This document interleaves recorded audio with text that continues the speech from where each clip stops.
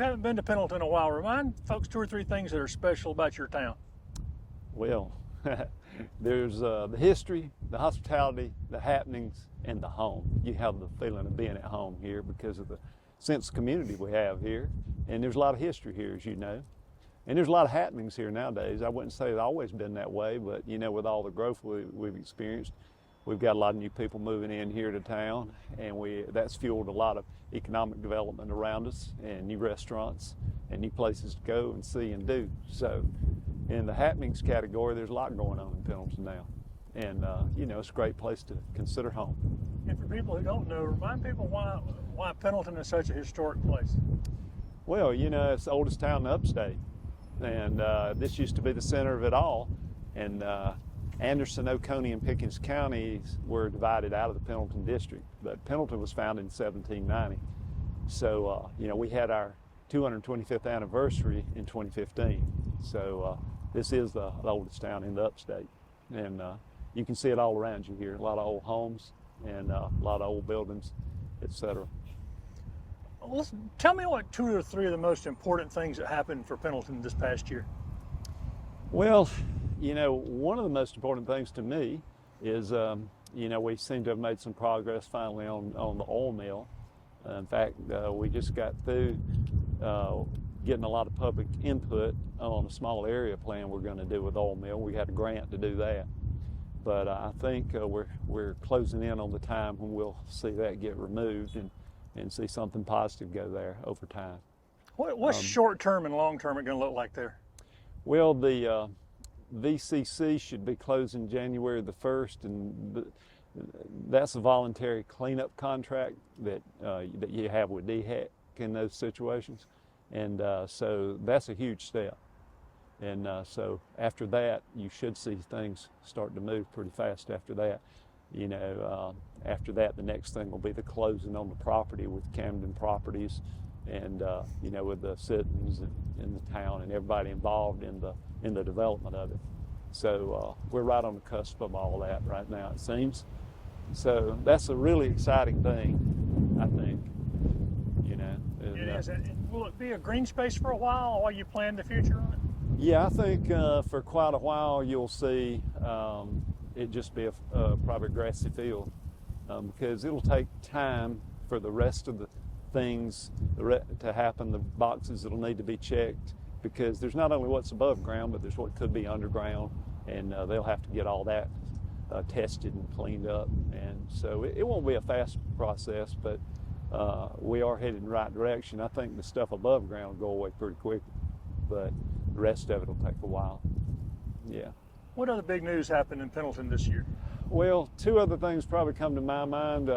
One of them would be the TIF district that we're going to be getting going, and that's to me that's huge because it's a really blighted, we'll just call it a blighted area out there, and with poor infrastructure, and it really sorely needs to be fixed, and that's going to allow us to do it. So, you know, if people don't know what that is, TIF is an acronym for Tax Increment Financing, and basically what happens, the short rather than the long of it is there'll be new homes built out there. Once the infrastructure is upgraded, with the town will issue bonds, they'll upgrade the infrastructure and all that, and then you'll see a developer come in, or developers, and you'll see new homes and things like that being built out there. We plan to build a new public works facility and so on out there.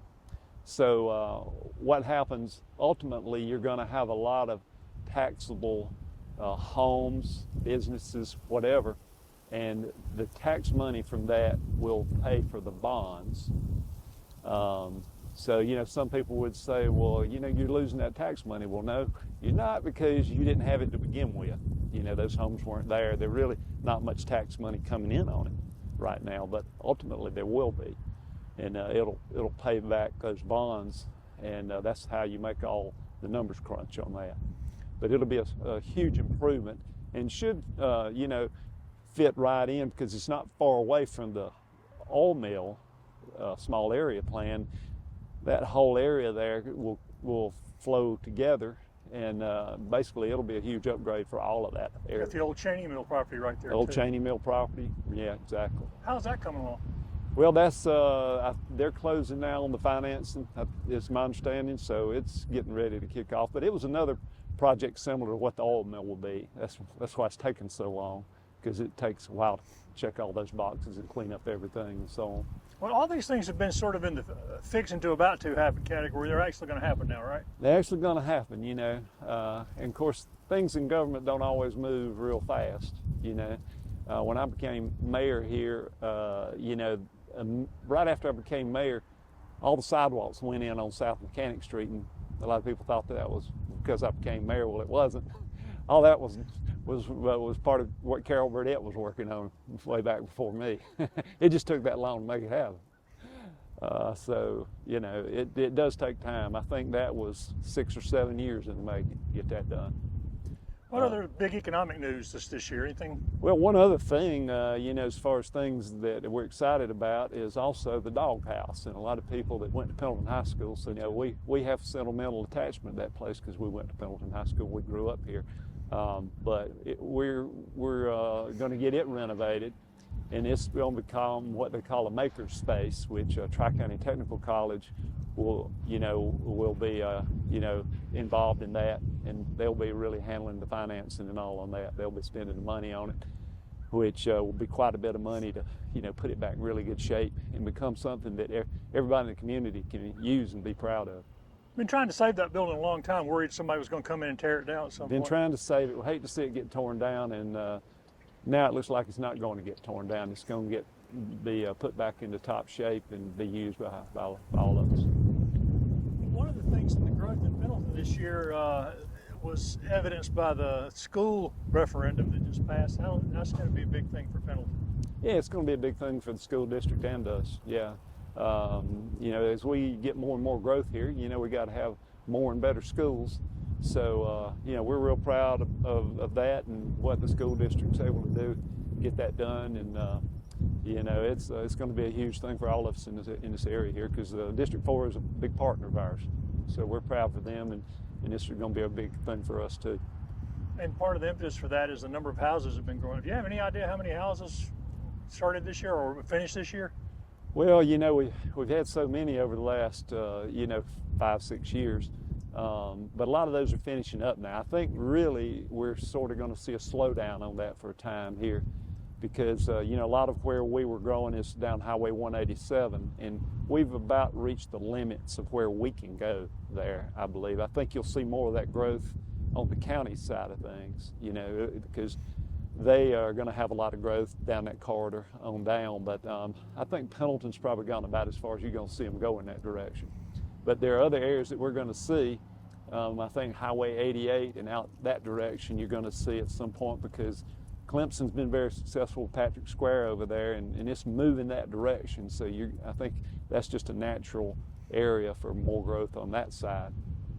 It's going to continue to come. You know, I don't think we're going to stop growth here with all the economic development that the county's brought into us, you know, Anderson County, you know, in the form of Arthrex and TTI Ryobi and, you know, Bosch and so on and so forth. You think the folks out 88 would be interested in annexation eventually going that way, or? Well, I think so. You know, there's a lot of land out there that would be probably suitable for development in one form or another. So I think it's a matter of time before you see a lot of that land fall to development. How about new businesses this year? What happened this year new business-wise? Well, you know, we had the rains come in, you know, and they got going. And, you know, we've had a lot of stuff on 76 corridor, really, when you look at it. You know, we've got new Zaxby's out there. We've got a new Circle K out there. You know, all in that direction. We've got a lot of new businesses coming in out there that you know, and we're going to have more. There's still an Ingles store possibly being built out there in the background, you know, but I think a lot of these companies were just kind of being cautious to see what the interest rates are going to do for their financing and all that. So it slowed up a little bit as the rates went up, like everything did. But we're going to see more and more of it, I do believe. And the 76 corridor out there is going to be a huge place for a lot of growth, I think. How about your parks and recreation program? As the population grows and people ask for more parks and rec, what are y'all doing? Well, recreation means different things to different people. When you say recreation, some people think of rec sports like football, baseball, basketball. People in our age group tend to think more of pickleball and walking trails and things like that. So that's something we're trying to look at now to monitor to see what we think the need is and where it should go. In rec sports, majority of the participants actually come out of the county. Most of the participants in rec sports don't live here in Pendleton. So it's kind of hard for council to spend a lot of money on rec sports when they have very few participants. But we've looked at a lot of options, one of them being maybe partnering with Clemson and Central. So we've talked to them.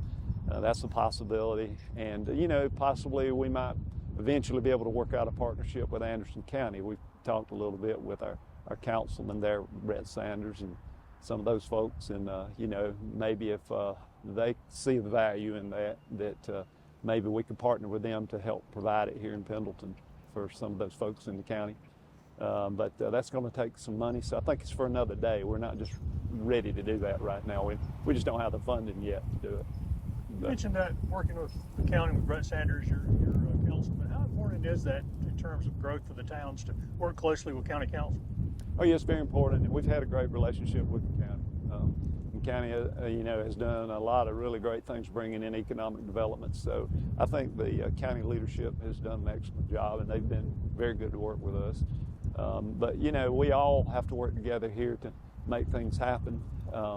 Even bringing in places like Arthur-X, they're looking for a trained workforce. So, we're sitting in a great spot here with Clemson University and Anderson University and Southern Wesleyan University and Tri-County Technical College, all those people that we partner with. So, we're sitting in a good spot for that. So, and one more thing, as far as that goes in funding, we were fortunate too to get a $165,000 grant this past week. And we're going to be able to buy 11 acres of property, which will help get the TIF district going. So that was a huge. We got that from the land grant, and that's a huge thing for us too. And that's thanks to our staff who works very hard in our office in there. They were very successful in getting that done. So kudos to them. That's good. What about an update on the fire department? Update on the fire department. Right now, it's a little bit of a standstill.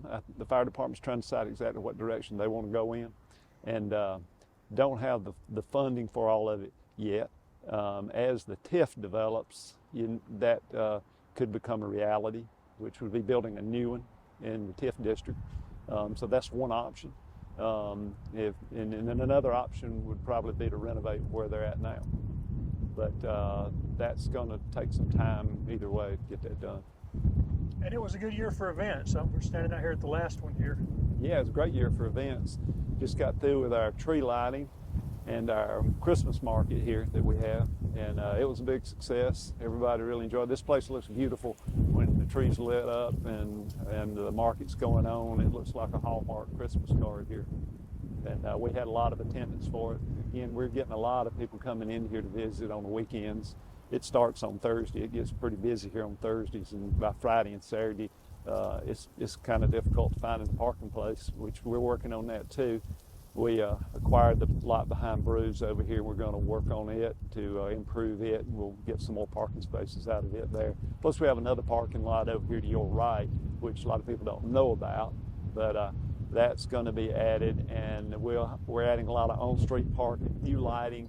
That just started going in the last couple weeks or so, and it's been improved quite a bit, because the reality is there's not enough room for everybody to park here, obviously, on Exchange Street, so they're going to have to park somewhere and walk a little bit, but we want to make sure it's well lit and safe and secure for them to do that. So that's the reason for all the new lighting. And there's a lot of on-street parking that will be blocked off, marked off, and we also want to make sure people know where that is. So in the future, our plan is to put in wayfinding signs and so on, and maybe parking apps, stuff like that, so the people that aren't from here but want to come here, they can figure out where they can park legally without getting a ticket or something. Think some of that'll be in place in time for the Jubilee? Yeah, I hope so. Had a big Jubilee this year. Yeah, big Jubilee this year. Great weather. Great weather, yeah. Yeah, one of our best. And same thing with Fall Festival. It was very good. Unfortunately, we did have to cancel the Christmas parade this year. I was sad about that, but the weather forecast just wasn't in our favor, as you saw. And they called it right that day, too. Yeah, and it wasn't yesterday either. You know, if we'd have moved it ahead a week, it would have been bad again. So. Yeah, y'all had the tree lighting with a little drizzle, but it wasn't a storm. Yeah, you were here for that. So, yeah, that was a good time. It was a little drizzle, but that's a whole lot different. And it's easy enough to go on with that, but the parade's a whole nother animal. What have you and council identified as the most pressing things for the first quarter of 2024? Well, we're in the process of planning that right now. We're going to have a meeting on January the 31st to work on our strategic plan. And I can't just by myself answer that, because that will depend on council input. So we really haven't arrived at that conclusion yet. But that's something we want to do every year, to try to identify what direction we want to go in. And we'll base that on what council wants to do. We got a great town council working for us right now, and I think it's going to be good. We're just going to have to sit down and see what the needs are and wants, you know, and then see how we get there and what funding we have to try to accomplish it. But right now we don't have that plan, but we will. We will. So first quarter is sort of the planning time. It'll be the planning time, yeah. And we start then, and then we work towards the budget, which the budget, we have to have that finalized before July the 1st, because that's when the new budget year starts. You know, the first half of the year will still be in this budget, which is the 23-24 budget. So when we get together again in April, you'll have a list of things y'all are starting to work on. I sure hope so. I sure hope so.